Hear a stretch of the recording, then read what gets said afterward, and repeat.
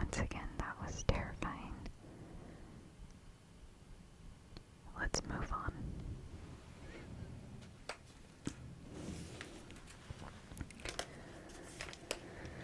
Okay, gee, let's go. Puka puka.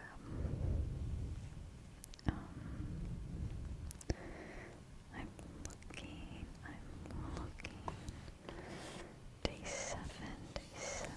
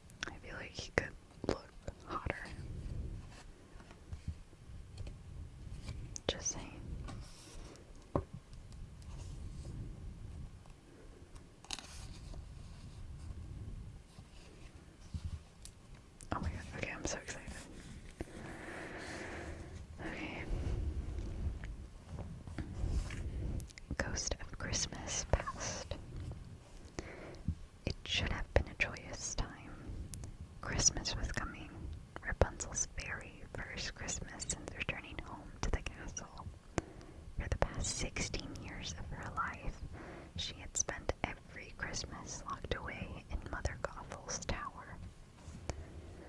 The castle halls were decked with bows of holly. The butlers had just chosen the royal Christmas tree. Everyone was doing their best to spread festive cheer. Even the grumpiest townsfolk were merry.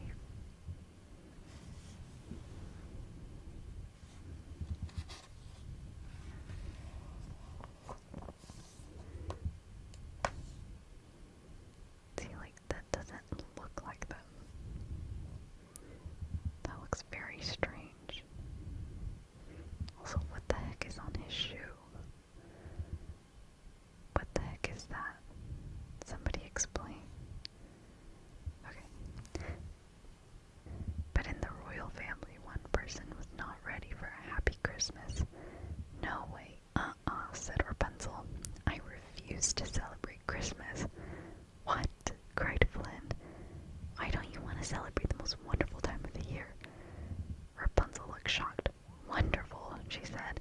I think you mean terrifying. That's fun. We love it when drama comes back. Oh, that is so sad. Flynn was confused until Rapunzel shared her memories of Christmases spent in Mother Gothel's tower. You know how it is, Rapunzel said. There's all of that eerie Christmas music. Mother Gothel sang it non-stop at Christmas time. I hate chanting and growling. That didn't sound like any Christmas music Flynn had ever heard. Okay, he said, trying not to smile. What else?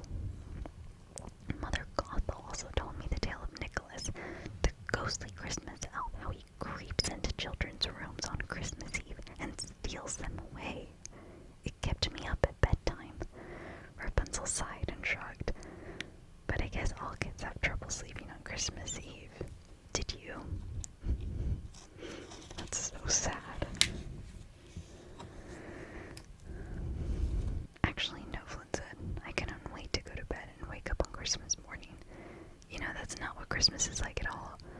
Okay, why wouldn't they make them both hate Christmas? But he would hate it because wasn't he an orphan? I feel like Christmas would be really sad in an orphanage, you know? Maybe I'm wrong. From everything Rapunzel was telling him, he could see that Mother Gothel had gone out of her way to ruin Christmas for Rapunzel. She didn't want Rapunzel to leave the tower, Flynn thought sadly. Ever. Well, he could do something to change things now. Sweet.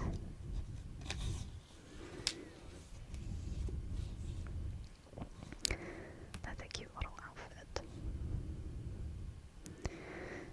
Flynn smiled, taking Rapunzel by the hand. You know what, he said. I'll show you what Christmas is really like. Come on. He led Rapunzel outside the castle. Just look around and listen, he said. Does this seem spooky to you? They passed a group of children singing Christmas carols. It was like no Christmas music Rapunzel had ever heard before.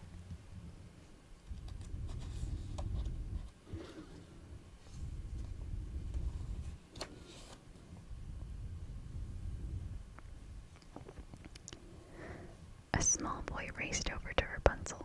He held out a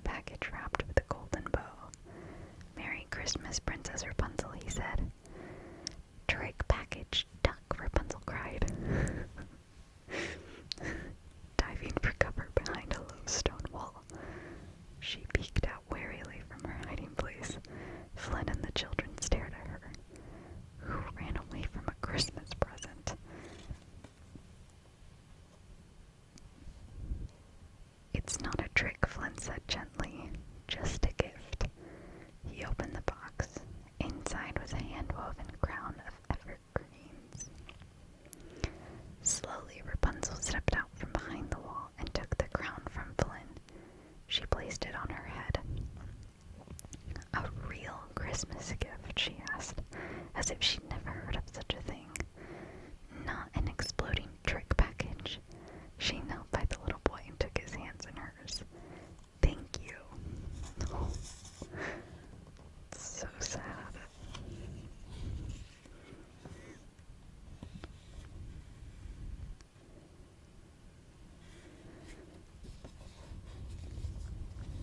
Rapunzel and Flynn wandered further into the town and came across the townsfolk decorating an enormous Christmas tree. Rapunzel pointed towards the top of the tree. You need a lot more charms up there, she said, if you want to scare off the ghostly Christmas elf. She picked up one of the ornaments, and I'm not sure these charms are anywhere near scary enough. They're not charms, Flynn explained. They're ornaments for decoration. Rapunzel frowned. Oh, well then, how do you keep the Christmas elf away? Flynn couldn't help laughing. That's so cute.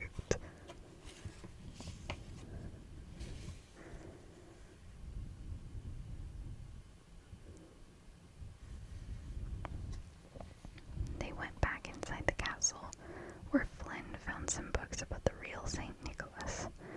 See, St. Nicholas isn't a ghostly Christmas elf. He's a jolly old fellow who travels far and wide on Christmas Eve, bringing gifts to all the boys and girls. Flynn showed Rapunzel drawings of a smiling, bearded man carrying a sack full of presents. Definitely no kidnapping. I don't know about that. I think Rapunzel is right to fear him. Or is that just my trauma speaking? Okay. Rapunzel and her chameleon Pascal looked at each other to think of all those Christmas Eves they'd spend huddled together, too afraid to sleep. You mean children have trouble sleeping on Christmas Eve because they are excited? She asked. Flynn nodded. Most children can't wait for Christmas. He watched Rapunzel take it all in. So, now that you know what this festive time is really like, do you think you might be interested in celebrating it this year? For real? For the first time? Rapunzel's face lit up. Yes, she replied, and she sprang into action. Oh.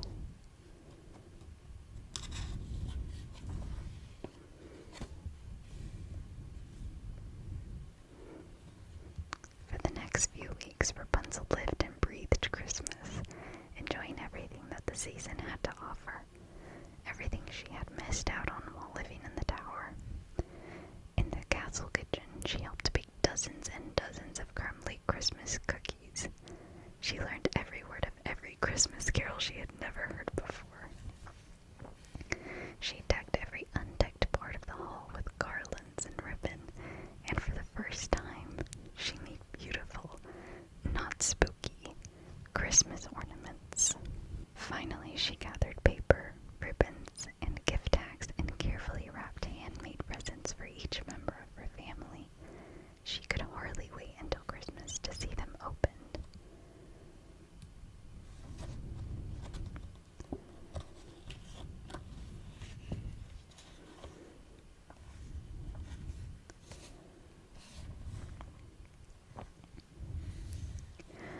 By the time Christmas Eve arrived, Rapunzel was exhausted, but very happy.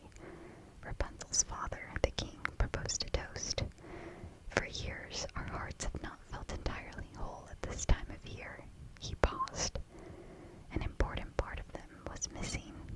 He smiled at Rapunzel. The queen raised her golden goblet and added her own words to the toast. But now, for the first time since you were born, Rapunzel, this Christmas is a joyful one for all of us. Rapunzel couldn't agree more. Surrounded by her loving family in front of the crackling fire, she could not imagine a better Christmas.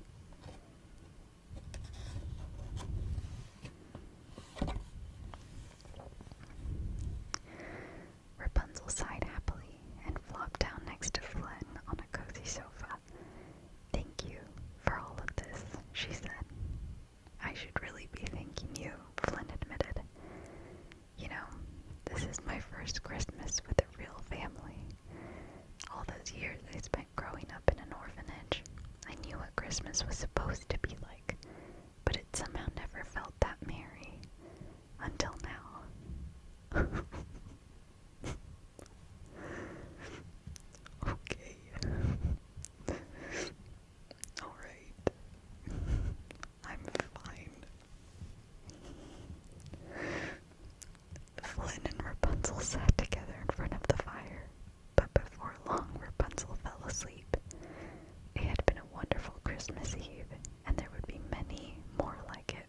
years to come. Come on, you guys. What the heck?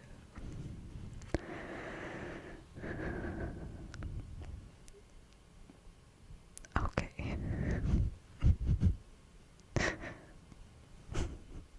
It's so sad. I love all of their drama bonding.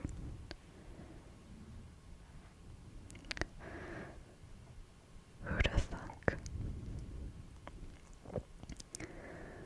Wow, I do absolutely love Tangled. I still remember watching it in theaters and feeling like, oh my god, this is like the new age of Disney princesses and Disney princes. Because oh my god, no, their story, their love story is so good. And we got to see an actual love story as like a B plot almost. And it was just done so well, and we got to explore both of the characters, and the music was so good, and oh, it was just so good. All the little plot twists too. So good. Zachary Levi and Mandy Moore were perfect casting. They made me so happy. What the heck am I doing now? Oh, tea. Is this a bad time to say that I don't know if I like turmeric? But we already had a turmeric one, didn't we? Okay.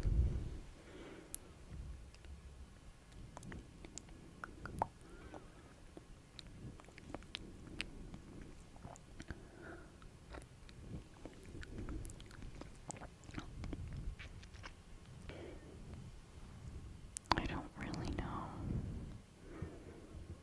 what that is.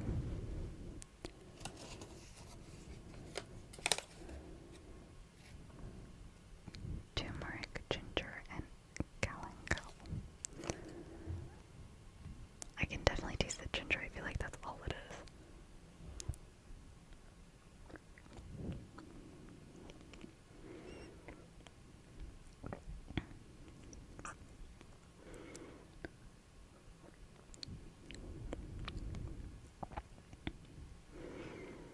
Yeah, does turmeric even have a taste? I'm confused. Okay, one last sip.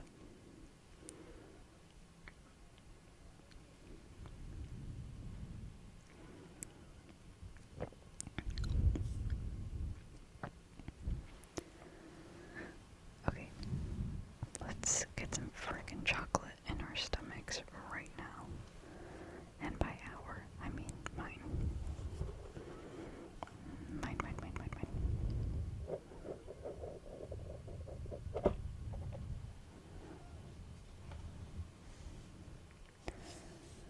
Alright.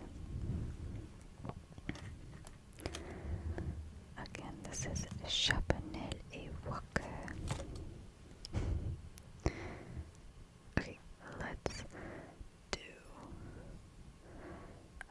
I think a dark chocolate because it's pretty light.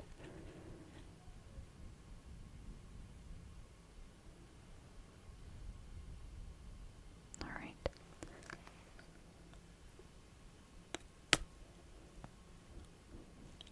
Oh.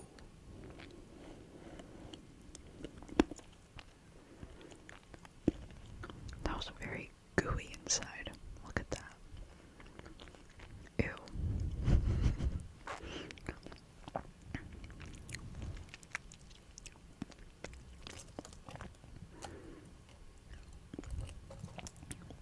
Yeah.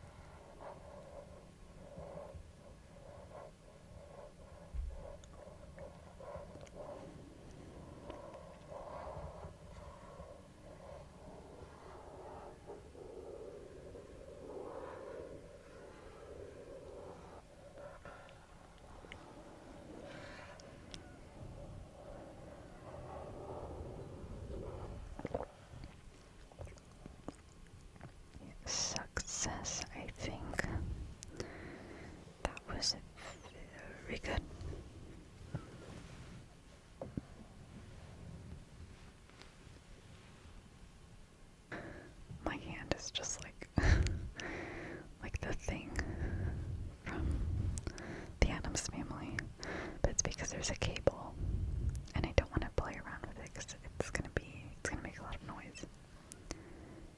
So ignore that, please. You guys, something crazy just happened.